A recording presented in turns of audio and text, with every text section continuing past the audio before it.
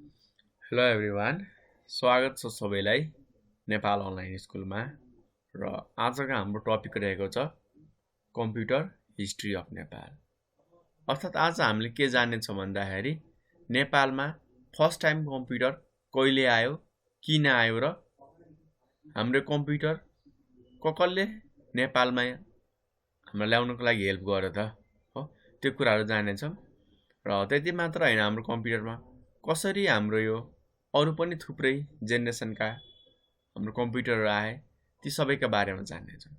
र यहाँनिर तपाईहरुले चित्रमा हेरेर थाहा पाइसक्नु भयो होला कि नेपालमा हाम्रो फर्स्ट टाइम IBM 1401 कम्प्युटर आएको थियो है। र हाम्रो IBM 1401 को एज अ इमेज हेर्न सक्नुहुन्छ, ठ्याक्कै यही आएको थियो। यहाँ हाम्रो नेपालमा राखेको कम्प्युटर छ, यहाँ हेर्न सक्नुहुन्छ है। ल हो, यहाँ साइडमा हाम्रो के कुरा लेखिएको छ, टिकाटालाहरू पनि लागिएको छ। यही हाम्रो भर्जनको वा सिरिजको ल्यापटप कम्प्युटर चाहिँ हाम्रो फर्स्ट टाइम नेपालमा ल्याइएको थियो। अब हामी जानौँ कि यो कम्प्युटर नेपालमा किन ल्याइयो त, र यसले के कामहरू गर्न सक्थ्यो त, र पछि पनि हाम्रो कुन कुन कम्प्युटरहरू आए, ती कुराहरू जान्नेछौँ। हुन त अहिले हाम्रो सबै कम्पनीका कम्प्युटर आइसकेका छन्। ल अब हामी ढिला नगरिकन सुरु गरौँ है। र तपाईहरुलाई थाहा छँदैछ हाम्रो कम्प्युटर भनेको के हो। यदि थाहा छैन भनेदेखि हाम्रो पुरानो भिडियो हेर्न सक्नुहुन्छ। सिम्पली यति बुझ्नु न, कम्प्युटर भनेको हाम्रो एउटा प्रोग्रामेबल मेसिन हो के। अर्थात् कम्प्युटरलाई हामीले जे कुराहरू चाहेको छौं ती सबै कुराहरू सिकाएर हामीले कम्प्युटरबाट ती सबै कामहरू गर्न सक्छौं के। लगभग अहिले हाम्रो कम्प्युटरबाट गर्न नसकिने काम केही पनि छैन है। त्यसकारण यसलाई सबै फिल्ड हाम्रो युज गरिएको छ। तर हामीले मेनली जान्नुपर्ने कुरा के हो त, कम्प्युटर एउटा प्रोग्रामेबल मेसिन हो जसलाई हामीले धेरै कुराहरू सिकाउन सक्छौं। र कम्प्युटरमा के हाम्रो क्षमताहरू हुन्छन् त, यसले हाम्रो डाटाहरू, इन्फर्मेसनहरू जम्मा पनि गर्न सक्छ, र ती जम्मा गरिएका डाटाहरूलाई हामीले निकालेर हेर्न पनि सक्छौं। र स्लोमा हैन, एकदम हाई स्पिडमा। हुन त हामीले फाइलमा पनि डाटाहरू, इन्फर्मेसनहरू, आफूले चाहिने कुरा राख्छौं, तर ती सबै कुराहरू खोज्न हामीलाई एकदमै धेरै टाइम लाग्छ। कपीमा लेखेको कुरा खोज्न त हामीलाई कति मिनेट लाग्छ, अब फाइलमा रुमै भरि राखिएको छ भनेदेखि त हामीलाई वर्षौं पनि बित्न सक्छ। ती सबै हाम्रो समस्याहरूबाट, प्रब्लमहरूबाट बच्नको लागि, टाइमहरू सेभ गर्नको लागि हाम्रो कम्प्युटर युज गरिएको थियो है, जसको हाम्रो म्याथमेटिकल र अरु लजिकल अपरेसन एकदमै हाई स्पिडमा काम गर्न सक्ने क्यापेसिटी हुन्छ। र मैले अघि नै भनिसकेको छु कि हाम्रो नेपालमा फर्स्ट टाइम IBM 1401 कम्प्युटर चाहिँ ल्याइएको थियो है। ठिक छ, जुन हाम्रो सेकेन्ड जेनेरेसन अफ कम्प्युटर हो। हामी जेनेरेसन के हो त्यो कुरा पनि चाँडै नै बुझ्नेछौँ, त्यो कुनै डराउनु पर्ने कुरा छैन। IBM भनेको कम्पनी हो है, जुन हाम्रो कम्प्युटरहरू, डेलहरू, एसरहरू चलाउनुहुन्छ नि तपाईहरुले, लेनोभो, यी सबै ल्यापटपहरू हाम्रो IBM को कम्प्युटरकै हाम्रो स्ट्रक्चरमा बनाइएका हुन्छन् के।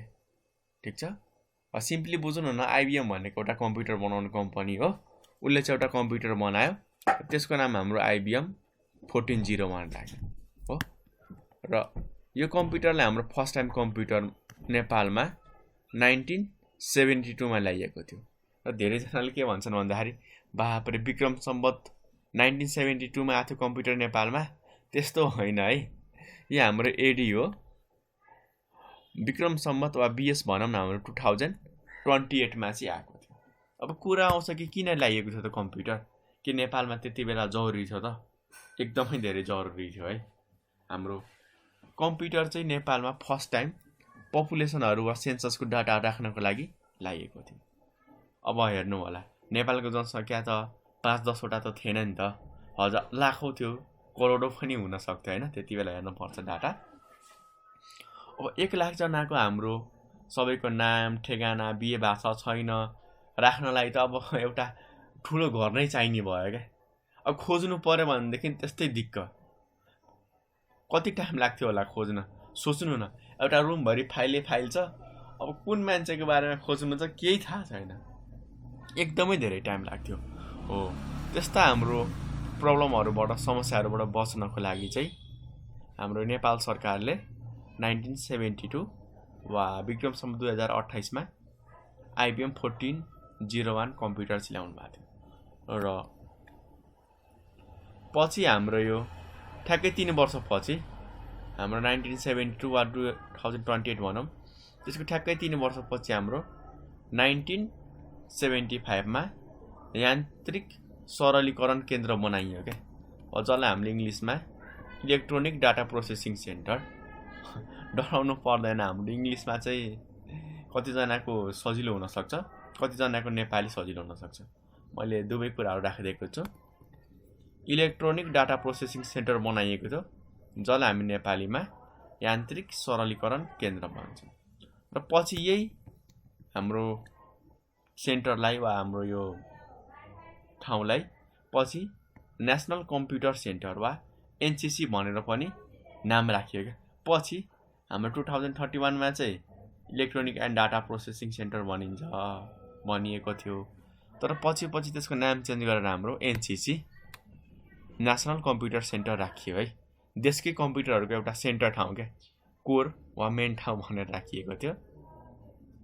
र त्यति मात्र हैन, ठ्याक्क हाम्रो 2028 को 10 वर्ष पछि हेर्नु होला है, हाम्रो 2038 मा अब AD मा कन्भर्ट गर्न सक्नुहुन्छ है 1982। र 2038 मा के गर्यो त हाम्रो BS ICL 2950/10 हो।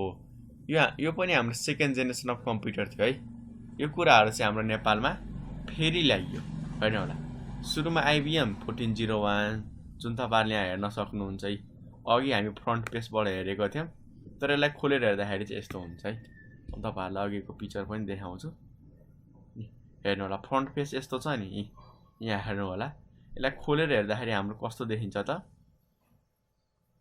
ठ्याक्क हेर्नु नि, यो पार्टबाट पनि तपाईहरुले चिन्न सक्नुहुन्छ। ल हाम्रो यो इन्जिनियर साहबले खोलिराख्नु भएको छ। र यो IBM 1401 एउटा मात्र कम्प्युटर आएन है, ठ्याक्कै त्यसको 10 वर्ष पछि अर्थात् 10 वर्ष पछि हाम्रो BC ICL 2950/10 चाहिँ कम्प्युटर ल्याइयो। त्यो पनि हाम्रो सेकेन्ड जेनेरेसनै थियो है, थर्ड सम्म आएको थिएन।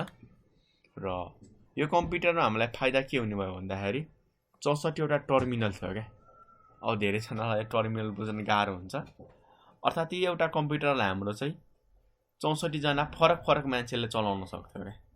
हुन त हाम्रो कम्प्युटर हामीले एकचोटीमा एक जनाले मात्र चलाउन सक्छौं, एउटै किबोर्ड एउटै माउस हुन्छ। 10 वटा माउस जोडे नि काम एउटै त भइरा हुन्छ नि। तर हाम्रो यो BS ICL 2950 मा चाहिँ 64 वटा टर्मिनल थियो के, 64 वटा एन्ड थियो। 64 जना हाम्रो फरक मान्छेले चलाउँछ। कतिले भन्छन् कि मेरो कम्प्युटर त अनलाइनबाट 15-20 जनाले चलाइरा हुन्छन्, त्यो कुरा यहाँ नगर्नु होला है, त्यो फरक कुरा हो। विदाउट युज अफ नेटवर्क हाम्रो 64 जनाले चलाउन मिल्ने कम्प्युटर चाहिँ थियो। जुन कम्प्युटर नेपालले कसले दिएको थियो हाम्रो UNDP र UNFA ले दिएको थियो। कति थियो त यसको प्राइस? 20 लाख US डलर थियो है। सोच्नु होला, त्यति बेला हाम्रो यो BS ICL 2950 को प्राइस 20 लाख US डलर थियो। हामीले त किन्नै सक्दैनौँ भाइ, त्यस्तो महँगो थियो। र जब हाम्रो 2039 सुरु भयो, त्यसपछि मान्छेहरूले बिजनेस पर्पजको लागि पनि धेरै कम्प्युटरहरू किन्न थाले के, किनकि हाम्रो थर्ड जेनेरेसन अफ कम्प्युटरहरू आउन थाल्यो हैन, सस्तो हुँदै गयो के कम्प्युटरहरू हो। पर्सनल युजको लागि पनि कम्प्युटरहरू पछि बनाउँदै गयो। र 2039 पछि लगभग हाम्रो धेरै कम्पनीका कम्प्युटर आउन थाले के, एप्पलको, भेक्टरको, सिरिजको। तर हाम्रो केही वर्षसम्म चाहिँ बिजनेस अर्गनाइजेसनहरूले वा बिजनेस गर्ने मान्छेहरूले चाहिँ मात्र किन्न थाले। हाम्रो लगभग नेपालमा चाहिँ पर्सनल कम्प्युटर धेरै पछि नै युज भएको है। हुन त अहिले सबैको हाम्रो घरमै पर्सनल कम्प्युटर छ, कसैको हाम्रो पर्सनल पनि छ, वा कसैले एकजनाले पनि हाम्रो 2-3टा कम्प्युटर राख्नु भएको छ, त्यस्तो केस पनि छ है। ल यति नै हाम्रो कम्प्युटरको हिस्ट्री हामीले जान्नु पर्ने नेपालमा, किनकि हाम्रो मेजर यही दुईटा हो क्या, IBM 1401 र BC ICL 2950। र 2029 पछि त हाम्रो धेरै कम्प्युटरहरू आउन थाल्यो क्या हैन हो ल यति भन्दा मैले चाहिँ आजको लागि बिदा मागे है तपाईहरुलाई चाहिँ अझ पनि डिटेलमा जान्न मन लाग्छ कम्प्युटर हिस्ट्री अफ नेपालको बारेमा अरु पनि जान्ने इच्छा छ भने कमेन्ट गर्नु होला हामी पार्ट 2 भिडियो लिएर पनि चाँडै आउने छौं हस्त धन्यवाद